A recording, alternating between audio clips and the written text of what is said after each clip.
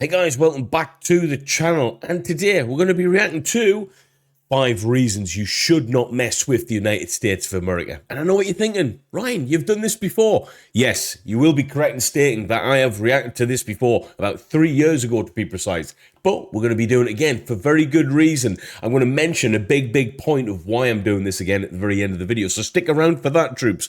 This video is, I feel, a little bit different to the first time I did it. And there's a number of reasons for that. But before we get into it, like, share, and subscribe to the channel. I think those of you who've watched the original one are going to be pretty surprised with how things have changed, troops. But for very good reason. Let's get into it. Boom. In all aspects of the world, the United States is indeed a superpower, especially when it comes to its military might, which is unsurpassable in its strength, technological superiority, operational capabilities, and power projection across the globe. Okay, so that in itself hasn't really changed too much in the past 3 years, although we are seeing some up-and-coming superpowers trying to rival the United States. That of China, for instance, and the amount of money that they're pushing into their military programs and the masculization of their military programs as well. That's very important. In this video, we'll take a look at the 5 top reasons why you wouldn't want to go against the US military establishment. The United States Air Force is the strongest in the world, not only in the number of operational aircraft, but also in technological superiority. And I agree with that still. It's still probably the #1, guys. The country currently operates a total of over 15,000 military aircraft, combining all the branches of the military service, including the US Navy, US Army, Coast Guard, and the US Marines. As of 2017, US Marines, the best one of the whole lot. The US Air Force alone has a fleet of over 5,300 aircraft, 406 intercontinental ballistic missiles, and 170 military satellites, greater than any other country in the world. And that'll be more now as well. The USA has the largest number of stealth aircraft designed to be silent killers and untrackable by the radar defense systems of most countries in the world. Some of these stealth aircraft include air superiority fighters, such as the F-22 Raptor and the F-35 Joint Strike Fighter, heavy bombers such as the B-2 Spirit. In fact, the United States pioneered this technology in the 1980s with the introduction of the F-117 Nighthawk stealth attack aircraft. Stealth aircraft are designed to avoid detection using a variety of technologies that reduce radar reflection from ground, sea, or air-based radar antennas, thereby reducing its radar cross-section, or RCS. This revolutionary technology allows a 5th-generation aircraft, such as the F-22 Raptor, with a max takeoff weight of 83,500 pounds, to have a radar cross-section of just 0.0001 meters squared. Which is bloody insane when you think about it, guys. About the size of a bumblebee. What's more insane is that the massive B-2 bomber also has the same radar cross-section as the F-22 Raptor. Thus, it becomes extremely difficult to track stealth aircraft, even if the enemy spots them on their radar scopes. Yeah, so that's the thing with this. Even if you do manage to track something the size of a bee in this case, are you going to be able to do anything with it? Again, guys, I don't think the technology out there from other counterparts, other rival and superpowers can match the United States technological advancements because, to be quite honest with you, most of these advancements were designed years and years ago, and what we get to see right now is stuff that they've been designing, again, years and years ago. We only let that technology come to fruition, you know, as and when required. I guarantee America still has stuff in the pipelines that we don't have a damn clue about. That's an absolute fact. It's a whole other story to successfully track them and register a missile kill. I guarantee I mentioned this before. That guy with the beret on his head, center of screen, is wearing a Royal Marine beret, but he's got his sleeves rolled up in a very strange way. He's got a bit of a pot belly. Yeah, it's definitely not a Royal Marine. The whole idea behind this technology is to break the chain in which a conventional surface-to-air missile defense system works.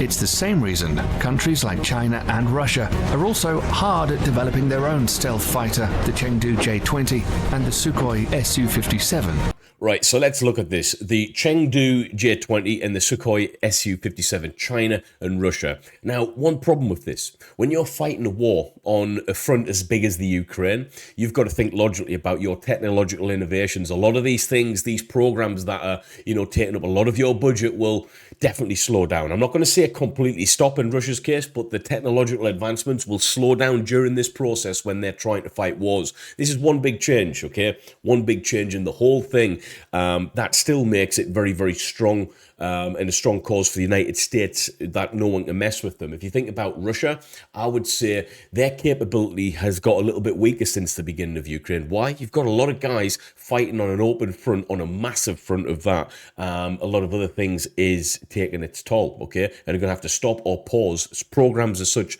with development kit and equipment. So, yeah, that's another reason why I think you don't mess with the United States. Other people are fighting wars that, you're not involved in directly. You're going to benefit, aren't you? Respectively.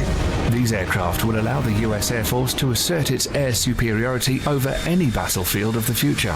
Yeah, and we I all agree. know that control of these skies is the biggest decider in any war.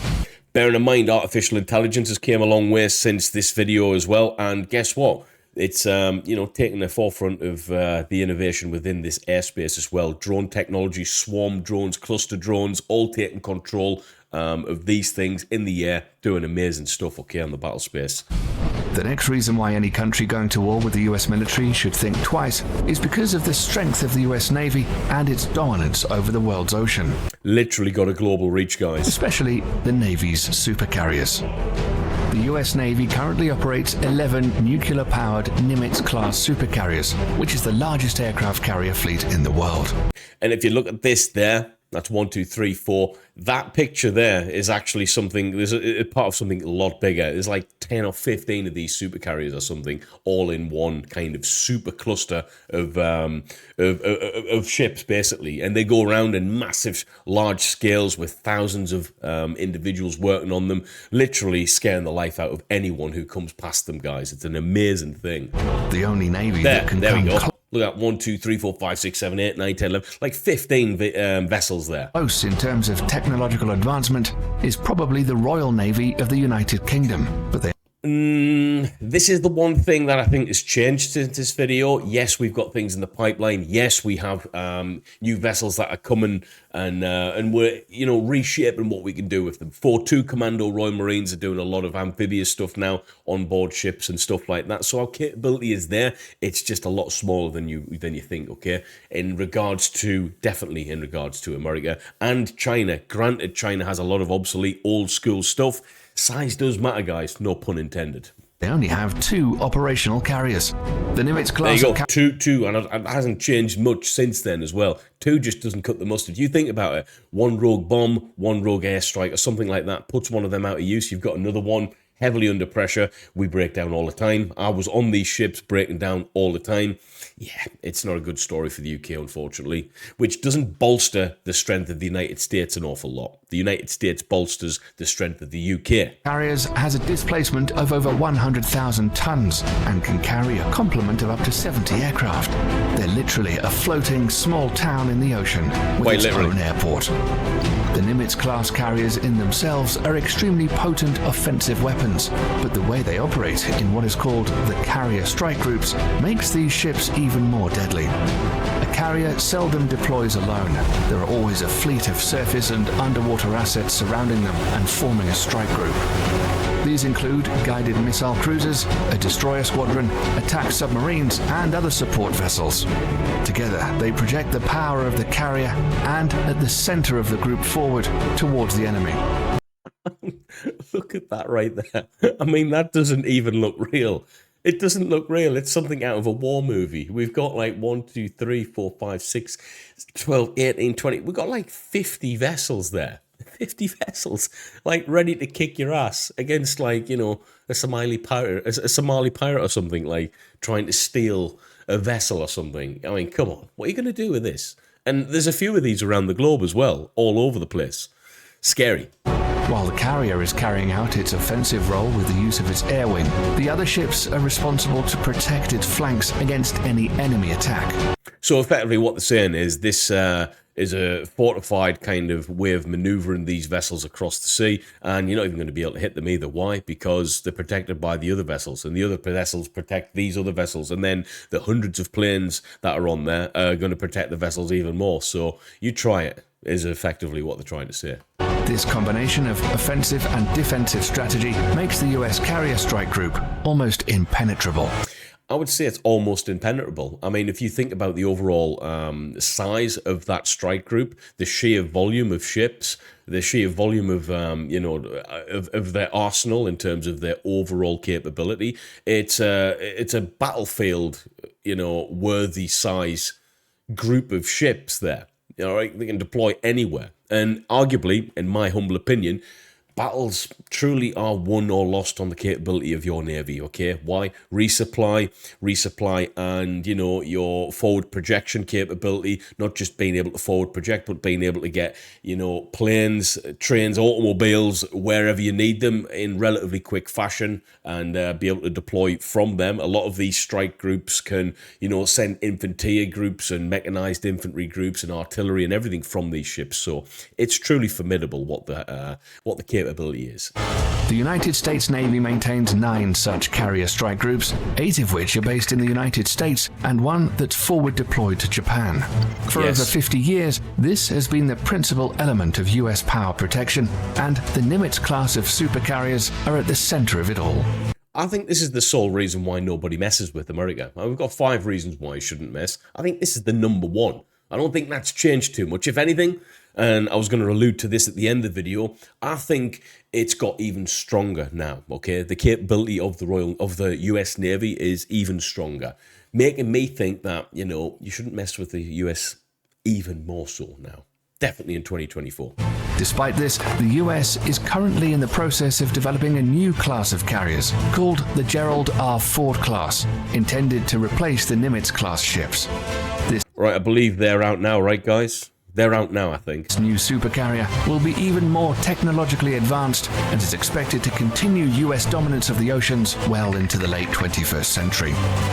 The third reason why you shouldn't fight the US military is their massive stockpile of nuclear and conventional intercontinental ballistic missiles, or ICBMs. The ICBM plays the role of the land leg in the US nuclear triad, along with the Trident submarine-launched ballistic missile, SLBM, and nuclear warheads carried on long-range strategic bombers. ICBMs are launched from ground-based missile silos, achieving high suborbital spaceflight, approximately 1,000 miles above the surface of the Earth. The body of the missile then separates from the warhead, which re-enters the atmosphere and free falls to the assigned target at hypersonic speeds. Wow. The US military currently operates 400 ICBMs from its base in Wyoming, Montana, and North Dakota. The LGM-30G Minuteman III is the only type of ICBM that is currently operational in the US. The Minuteman III family of ICBMs were first developed in the 1960s as a response to the Soviet nuclear threat. Throughout the Cold War and beyond, these missiles have undergone constant modernization. In the last decade alone, the US military has undertaken $7 billion worth of upgrades. So this is something that has changed, and I want to allude to this from the first time we did it. Russia's kicked off since this video was first reacted to by myself. Russia's changed everything. Why? There's been a lot of talk on nuclear war and stuff, the potential threat of it, yada, yada, yada. There's been back and forth of whether people agree that it can happen, that it won't happen. One thing's for sure, it's getting people asking the questions about nuclear warheads again. And does it actually have a space on the battlefield? Because to be honest with you, the ultimate deterrent also means, everyone gets wiped out in the process. And we've seen the videos now. We've seen the scientists. We've seen the people who are educated on the matter telling us that, if we ever did break out into a nuclear war, it's pretty much game over for most of the universe. Most of the world, okay? Billions of people will perish. So this is something that I think has changed, and I don't know if it's any worse or any better. The fact that they're still there and they're talking about it, it scares a lot of people still. It scares me. The rocket propulsion engine, the universe, the propellants used, the guidance system. There he is. Hang on, we got to see this guy. There's that bootneck again. Where is he? There's the Marine. Where is he? Where's he gone? Oh, I don't know where he's gone. Upgrades, the rocket propulsion engines, the propellants used, the guidance system. There he is. He's dressed as a Marine, but he's not a Marine. He hasn't got his commando flashes on the side either, so... And he's got a beard, you know. And even the flight control surfaces have all been refurbished. The upgraded missiles are completely different from its 1960s counterparts, except for the shell. These state-of-the-art improvements and modernization programs have kept the Minuteman III system operational for over 50 years with improved reliability that supports the missile's remarkable 99% alert rate. The latest versions of the missiles have a range of over 8,000 miles, which is greater than the diameter of the Earth at 7,917.5 miles. When I first reacted to this video, I got something wrong. I said like the circumference of the Earth, and I said like 15,000 miles, and I got ripped to shreds. Yeah, whatever, man. They can carry multiple 330 kiloton nuclear warheads, which is 20 times greater than the bombs dropped on Hiroshima and Nagasaki. Not only that, each of these warheads can be assigned to different targets independently. The technology is called Multiple Independently Targetable Re-Entry Vehicle. That is a tongue twister and a half. Or MIRV, and was first developed for the Minuteman III family of missiles. So any country messing with... Yeah, right, I've heard enough of this Minuteman stuff. I want to see about the infantry, because I can't actually remember if they mention the infantry in this. I hope they do. The United States will have to deal with this awesome arsenal of firepower, which can be launched at a moment's notice. If it weren't the ICBMs or the stealth fighters raining fire down on you, it would be precision-guided munitions, or better known as smart bombs or PGMs instead. This is another big reason why not messing with the US military is a good idea. All branches of the US military use smart bombs in some forms or the other. These weapon systems are designed to be precise and hit a specific target with maximum efficiency. These bombs are so effective that during the First Gulf War, PGMs comprised only 9% of weapons fired, but accounted for 75% of all successful hits. Wow. Since then, for the US military... There's a HIMARS there, isn't it? Or a variant of... At least, the days of normal artillery shells and unguided bombs are long gone. No. See, that's one thing that I think's changed. I can't remember this video too much, but I disagree. You just have to look at Ukraine now. Artillery fire has been very, very effective. The Russians, whether you like it or not, have utilized the artillery systems that they have very, very well. They put a lot of them out there. They drop a lot of armaments all at once, smashing an area to pieces. And there's nothing you can do about it, all right? There's only so many countermeasures you can put in place to take out these artillery systems. But if you have a lot of them, which Russia does or did, I'm not too up to date on it now, you can cause a lot of damage. So I will disagree with that. Okay, Russia still goes for the old World War I tactic of literally bombarding an area. And guess what? Although it might not be cost effective, it actually works, unfortunately. So I disagree with that. Artillery is still very, very effective, even the old school stuff. Nowadays, the military uses PGMs from air, ground, and sea. Precision-guided munitions come in various forms and use different kinds of technologies to achieve precise hits. A large majority of PGMs use the Global Positioning System, or GPS, of satellites to guide their trajectory to target. However, sometimes this becomes a problem, as GPS coverage is not always reliably available everywhere across the globe, or bad weather conditions can hinder operations. Thus, the Office of Naval Research, the Naval Surface Warfare Center, and the Army Research Laboratory have all coordinated to develop the first ever artillery-fired smart munition that will not use GPS guidance. Whoa. The project is known as Moving Target Artillery Round, or MTAR for short. The MTAR shell can be guided onto stationary as well as moving targets in both land and sea. Right, how does it work without a GPS then? Pass. I don't know. So electronic countermeasures, it means that it can kind of work a way around that then. So EMPs and stuff like that, it works its way around that potentially. Is that what it means? Or am I massively confused here? Using a combination of guidance technology.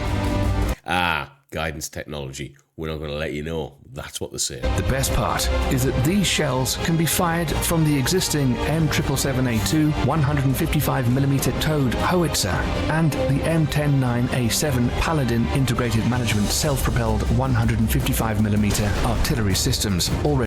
Jeez, the power from that thing is incredible. In use by the US military. The shells will also feature an extended range of 40 to 60 miles, using rocket boosters to propel them. Once finished, it will afford the US military another... See that job there? Mortars. It's such an important role. One of the best jobs in the Royal Marines, that. Probably most infantry groups would agree. Mortars, mortars, mortars. Mad mental mortars. I don't know if the United States military hold these guys in such high regard, but they're certainly held in a high regard in the United Kingdom. 100%. What these guys do, we like. Potent weapon system that outclasses others around the world. Lastly, the fifth and final reason why you shouldn't fight the US military. Right, shouldn't fight these guys. I would disagree, but these people here, you're saying, yeah, that formation, excuse me, not good. Military is drones. We're all familiar with what an unmanned aerial vehicle or drone is and what it's supposed to do. But in recent years, the usability of UAVs are steadily increasing to encompass all spheres of military operations, and the US military is the pioneering spirit behind it. Pioneering spirit behind it then? Are they now? This is one thing that I think has changed in terms of my opinion from the last time. I mean, just look at the technology that you're looking at here. It's came a long way, even in, 3-4 years. Who's been at the forefront of that? Well, the war in Ukraine has been the absolute skyrocket innovator of drone technology. Not just the technology behind the drones, but the tactics, how to use them and integrate them into pure real-time battlefield warfare. We've seen so many changes in not only how these drones are operated, but how they're used on the battlefield and how they're built and performance and spec for certain scenarios.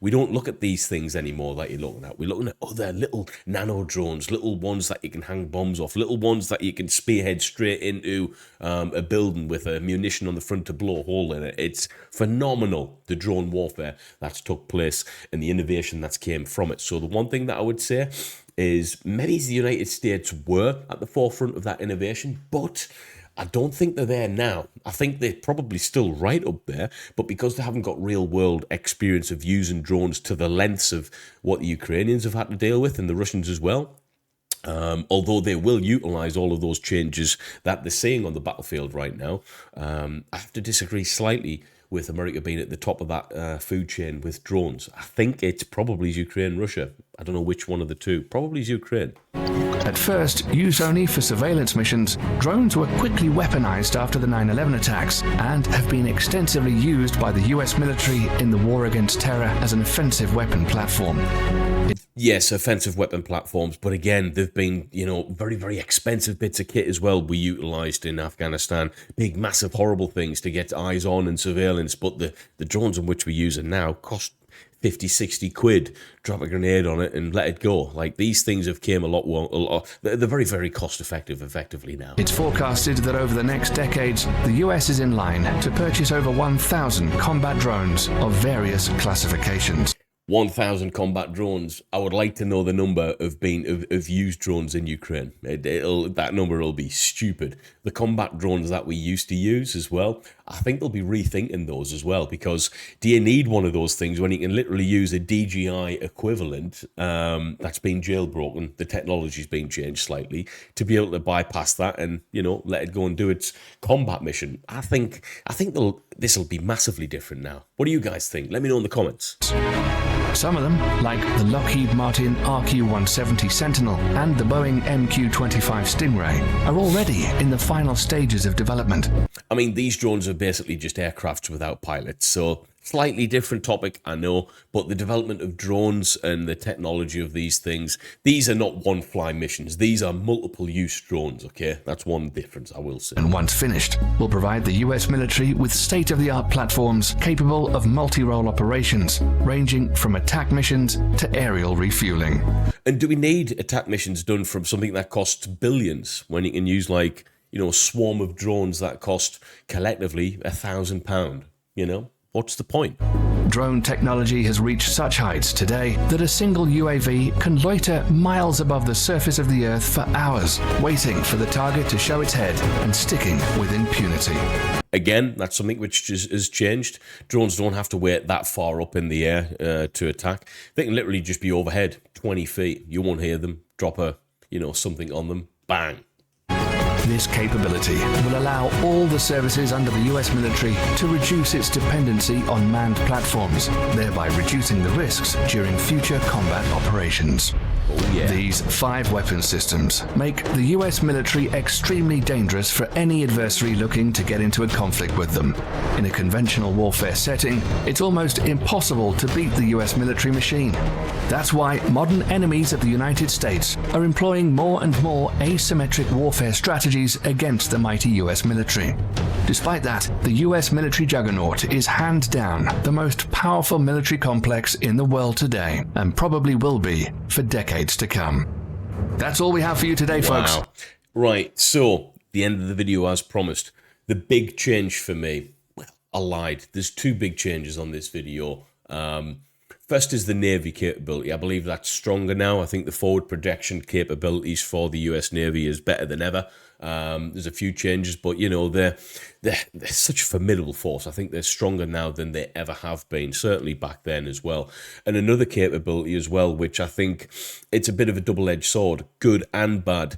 The drone technology things, although we're seeing all of the active use of these drones and the different types of drones that are being used, commercial drones effectively being used on the battlefields and how effective they've been, instead of putting billions and billions of dollars billions of dollars of equipment up in the air, risking that, getting shot out the sky. Instead, just put swarm drones, cost a couple of £100 or dollars, whatever, on the battlefield. Very effective. Single-use drones, or sometimes multiple-use drones, depending on how you use them, but it doesn't matter because they're cheap and very effective and efficient as well. You can get them in and out the battlefield. Anyone can learn how to use them. You don't need to spend millions on training an individual to use it.